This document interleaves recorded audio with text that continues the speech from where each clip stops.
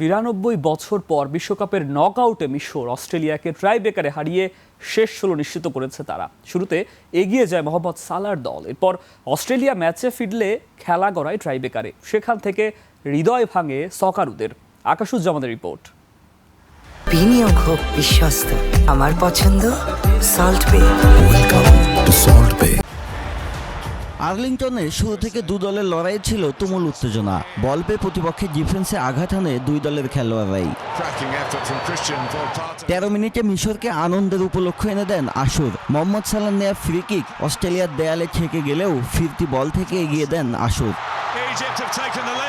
সমতায় ফিরতে আক্রমণে মনোযোগ দেয় অস্ট্রেলিয়া, তবে প্রথমার্ধে গোলরক্ষক বরাবর একটি শট ছাড়া উল্লেখযোগ্য কিছুই করতে পারেনি তারা।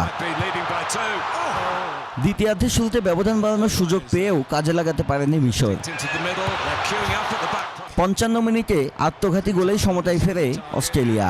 ফ্রি কিক লাফিয়ে হেড করে ক্লিয়ারের চেষ্টায় নিজেদের জালে বল পাঠিয়ে দেন হেনি।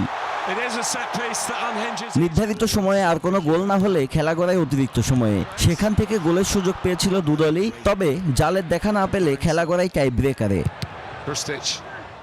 ম্যাচের ফলাফল নিষ্পত্তি হয় প্রথম 4 শটেই। অস্ট্রেলিয়া দুটিতে গোল বঞ্চিত হলেও টানা 4 শট লক্ষ্যে রেখে জয়ের আনন্দে মাতে মিশর। 1934 সালের পর নকআউটে জয় পেল আফ্রিকার দেশটি, উঠে গেল বিশ্বকাপের শেষ 16-এ। আকাশুজ্জামান, 21 টেলিভিশন।